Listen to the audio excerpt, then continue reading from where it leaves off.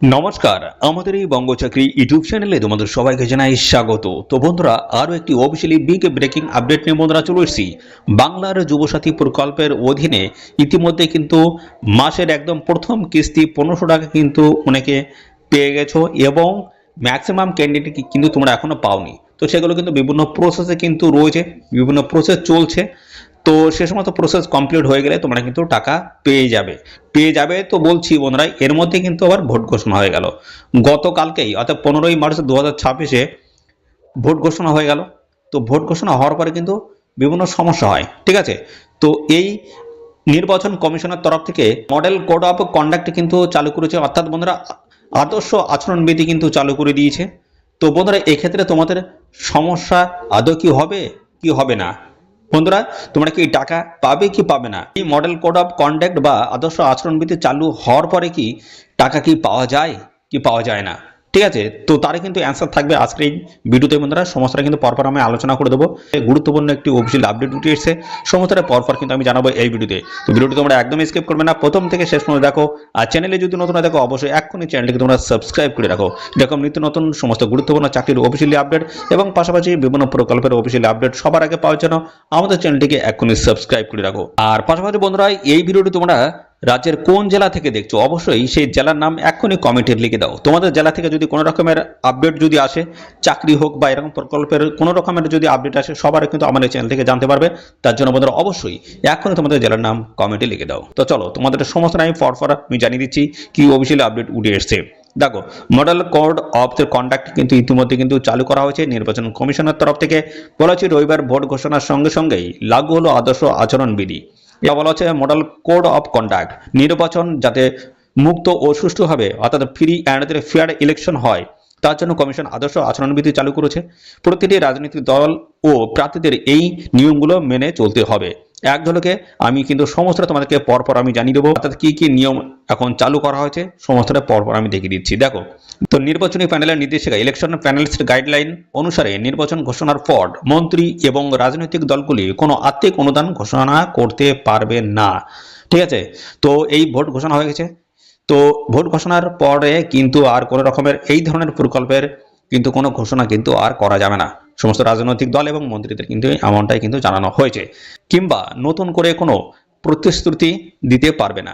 বিধানসভা নির্বাচনের তারিখ ঘোষণা করার পরে কোনো রাজনৈতিক দল বা প্রার্থী কোনো ভিত্তিপ্রস্তর স্থাপন করতে পারবে না। সরকারি কর্মচারী ব্যতীত কেউ কোনো ধরনের প্রকল্পের শিলান্যাস কিন্তু করতে পারবে না। দেখতে পাচ্ছ, যে সমস্ত সরকারি কাজগুলো রয়েছে একটা কিন্তু কোনোটাই কিন্তু করা যাবে না। পাচ্ছ, এখানে কিন্তু আর্থিক অনুদান কিন্তু এখন ঘোষণা করা যাবে না, সেটা কিন্তু পরিষ্কার কিন্তু জানিয়ে দিয়েছে। এবং দেখো, কোনো রাজনৈতিক দল বা প্রার্থী কোনো রকমের কিন্তু ভিত্তিপ্রস্তর স্থাপন কিন্তু করতে পারবে না। দেখতে পাচ্ছ, কোনো রকমের শিলান্যাস কিন্তু করতে পারবে না। এছাড়া রাস্তা নির্মাণ, পানীয় জলের সুবিধা ব্যবস্থা ইত্যাদি সম্পর্কে প্রতিশ্রুতি দিতে পারবে না। সরকারি বা সরকারের আন্ডারটেকিংসের কোনো উদ্যোগে কোনো তত্ত্বাবধায়ক পদে নিয়োগ করা যাবে না এই সময়, কারণ এই নিয়োগ ক্ষমতাসীন দলের পক্ষে ভোটারদের প্রভাবিত করতে পারে। এবং এছাড়া দেখো, নির্বাচনের দিন ঘোষণার পর থেকে আর মন্ত্রীরা বা কোনো দল তহবিল থেকে অনুদান বা অর্থ প্রদান মঞ্জুর করতে পারবে না। দেখো, পরিষ্কার কিন্তু বলে দিচ্ছে। এবং আরও বলা হচ্ছে, নির্বাচনের সময় ক্ষমতাসীন দলের স্বার্থে সরকারি বিমান, যানবাহন, যন্ত্রপাতি এবং কর্মীদের সহ সরকারি পরিবহন ব্যবহার করা যাবে না। এছাড়া বলা হচ্ছে, নির্বাচন পরিচালনার সঙ্গে প্রত্যক্ষ পরোক্ষভাবে যুক্তি অফিসার বা আধিকারিকদের বদলি বা পোস্টিং করা যাবে না। বদলি বা পোস্টিং প্রয়োজনীয় হলে সে ব্যাপারে নির্বাচন কমিশনের আগাম অনুমতি নিতে হবে। কেন্দ্র বা রাজ্য কোনো মন্ত্রী নির্বাচনের সঙ্গে যুক্ত সংশ্লিষ্ট কেন্দ্রের কোনো অফিসারকে সরকারি আলোচনার জন্য কোনো ডেকে পাঠাতে পারবে না। সরকারি খরচে কোনো দলের কৃতিত্ব নিয়ে মুদ্রণ ও বৈদ্যুতিন মাধ্যমে বিজ্ঞাপন ও সরকারি গণমাধ্যমের ব্যবহার করা যাবে না। কেন্দ্র বা রাজ্য সরকার যদি কোনো প্রকল্প নিয়ে নির্দেশ ঘোষণা করে থাকে, অথচ বিধি চালু হওয়া পর্যন্ত কোনো কাজ শুরু যদি না হয়ে থাকে, তবে আদর্শ আচরণবিধি চলাকালীন আর কোনো কাজ শুরু করা যাবে না। তবে কাজ আগে থেকে চালু হয়ে গেলে তা চলতে পারে। বন্ধুরা দেখো, এই জায়গাটা ভালো একটা পয়েন্ট কিন্তু উল্লেখ করা হয়েছে। দেখতে পাচ্ছ, আগে থাকতে যদি ভোট ঘোষণার আগে থাকতে যদি কোনো বন্ধুরা প্রকল্প যদি বাস্তবায়িত হয়ে যায়, ঠিক আছে, সেটা যদি চালু হয়ে যায়, সেটা কিন্তু পরে আর বন্ধ করা যাবে না। দেখতে পাচ্ছ, তবে কাজ আগে থেকে চালু হয়ে গেলে তা চলতে পারে, কোনো রকম অসুবিধা নেই। ঠিক আছে। তো বন্ধুরা আমি সমস্তটা জানাচ্ছি। বলা আছে কোনো দল বা প্রার্থীর স্বার্থে সরকারি যান, আকাশ যান ইত্যাদি ব্যবহার করা যাবে না। সংসদ, বিধায়ক বা বিধান পরিষদ সদস্যদের স্থানীয় এলাকা উন্নয়ন তহবিলে নতুন করে তহবিল প্রদান করা যাবে না। যেখানে নির্বাচন প্রক্রিয়া চলছে, নির্বাচনী প্রচারের জন্য সরকারি যন্ত্রপাতি বা কর্মীদের ব্যবহার করা যাবে না। আংশিক বা সম্পূর্ণভাবে সরকারি সাহায্যপ্রাপ্ত কোনো সরকারি প্রতিষ্ঠান, কোনো ব্যক্তি, কোম্পানি, সংস্থা ইত্যাদি ঋণ মুকুব করতে পারবে না। তো বন্ধুরা দেখতে পাচ্ছ এখানে কিন্তু পরিষ্কার একটি কিন্তু পয়েন্ট কিন্তু উঠে এসছে। তো এই যে যুব সাথীর যে প্রকল্পের যে টাকাটা যারা এখনো পর্যন্ত পাওনি, তোমাদের কিন্তু একটা প্রশ্ন কিন্তু তৈরি হয়ে গিয়েছিল যে আদৌ আমরা এই টাকা পাবো কিনা। ভোট যেহেতু ঘোষণা হয়ে গেছে, তো বন্ধুরা দেখো এখানে পরিষ্কার বলে দিয়েছে যে এই ভোট ঘোষণা হওয়ার আগেই কিন্তু এই যে যুব সাথীর যে টাকা সেটা কিন্তু দেওয়া শুরু হয়ে গেছে। তো বন্ধুরা এটা কিন্তু এভাবে চলতে থাকবে। যদি ভোট ঘোষণা হওয়ার পরে যদি শুরু করা হতো সেক্ষেত্রে কিন্তু বন্ধ করে দেওয়া হতো। অর্থাৎ বন্ধুরা ভোট ঘোষণা হওয়ার পরে কিন্তু আর কোনোভাবে কিন্তু কোনো প্রকল্প বা স্কিম কিন্তু চালু করা যাবে না। যেহেতু এটা আগে হয়ে গেছে সেক্ষেত্রে তোমরা কিন্তু সবাই এখানে টাকা পেয়ে যাবে। যাদের ফর্ম ঠিকঠাকভাবে সাবমিট হয়েছে তারা কিন্তু সবাই এখানে তোমরা কিন্তু টাকা পেয়ে যাবে। তো বন্ধুরা এখানে কিন্তু বিভিন্ন স্টেপ রয়েছে, সেগুলো কমপ্লিট হওয়ার পরে তোমাদের কিন্তু টাকা ব্যাংক অ্যাকাউন্টে ঢুকবে। বিভিন্ন স্টেপ রয়েছে। তো বন্ধুরা অনলাইনে এবং অফলাইনে বিভিন্ন যে পোর্টালের কাজ, অর্থাৎ বন্ধুরা যেগুলো যারা অফলাইনে আবেদন করেছিল তাদের কিন্তু পোর্টালে সমস্তটা কিন্তু নাম তোলা কমপ্লিট হয়ে গেছে ম্যাক্সিমামটাই। ঠিক আছে। তো এবার তোমাদের কিন্তু ব্যাংক অ্যাকাউন্টে টাকা ঢুকবে। অনলাইন এবং অফলাইন যারা এখানে জমা দিয়েছিল প্রত্যেকের কিন্তু অ্যাকাউন্টে টাকা ঢুকবে।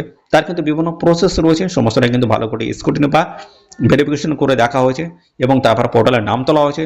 তারপরে তোমাদের কিন্তু বিভিন্ন ব্লক থেকে ডিএম অফিসে এবং পাশাপাশি বন্ধুরা যারা পৌরসভায় তাদের কিন্তু কমিশনারের যে অফিস রয়েছে সেখানে যাচ্ছে। তারপর তার নিয়ারেস্ট যে ট্রেজারি রয়েছে সেখানে কিন্তু চলে যাচ্ছে এবং ট্রেজারি থেকে তারপরে তোমাদের কিন্তু ব্যাংক অ্যাকাউন্টে টাকা কিন্তু ঢোকানো হচ্ছে। তো এখানে টাকা পাঠানোর কিন্তু দেখতে পাচ্ছ এই সমস্ত কাজগুলো হওয়ার পরে তারপর তোমাদের কিন্তু টাকাটা ব্যাংক অ্যাকাউন্টে আসবে। তো বিভিন্ন ধাপ বা ওয়ে রয়েছে সেগুলো কমপ্লিট হওয়ার পরে তোমাদের কিন্তু টাকাটা অ্যাকাউন্টে কিন্তু অবশ্যই ঢুকবে।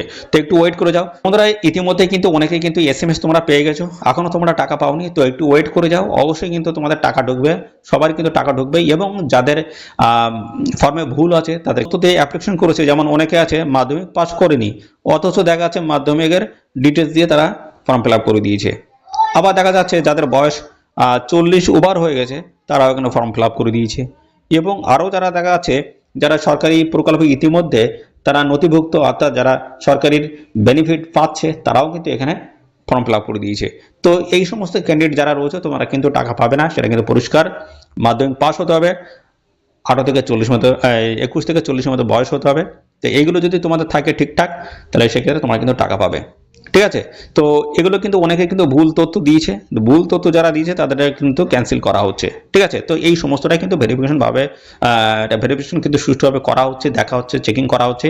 এর বেসিসেই কিন্তু পরবর্তী পর্যায়ে তোমাদের কিন্তু টাকাটা আসবে। এই করতে অর্থাৎ এই সমস্ত প্রসেসগুলো কমপ্লিট করতে একটু তো সময় লাগছে। ঠিক আছে। তোমাদের চিন্তার কোনো কারণ নেই। অবশ্যই তোমরা যদি সঠিকভাবে ফর্ম ফিল আপ করে থাকো তোমাদের টাকা কিন্তু অবশ্যই ব্যাংক অ্যাকাউন্টে ঢুকবে, খুব তাড়াতাড়ি আসবে। তো বন্ধুরা এই হচ্ছে আপডেট। বন্ধুরা ভোট ঘোষণা হয়ে গেছে, তাতে কি হয়েছে, ভোট ঘোষণার আগেই কিন্তু এই যুবসাথী প্রকল্প বা স্কিমটা কিন্তু চালু করা হয়েছে। তো তোমাদের টাকা কিন্তু অবশ্যই কিন্তু ঢুকবে, কোনো রকম অসুবিধা নেই। ঠিক আছে। তো এই হচ্ছে সমস্ত বিষয় বন্ধুরা। আর এরকম নিত্য নতুন আপডেট সবার আগে কিন্তু আমাদের চ্যানেলে তোমরা পাবে। তার জন্য অবশ্যই এখনই আমাদের চ্যানেলটিকে সাবস্ক্রাইব করে রাখো। এরকম নিত্য নতুন গুরুত্বপূর্ণ চাকরির এবং পাশের প্রকল্পের সমস্ত আপডেট পাওয়ার জন্য আমাদের চ্যানেলটিকে এখনই সাবস্ক্রাইব করে রাখো। আর এই ভিডিওটি তোমাদের প্রিয় যে সমস্ত বন্ধু বান্ধব রয়েছে তাদের মধ্যে শেয়ার করে দাও। তো বন্ধুরা আজকে এই ভিডিও এই পর্যন্ত, পরবর্তী আরও একটি নতুন ভিডিওতে তোমাদের সাথে দেখা হবে। ধন্যবাদ।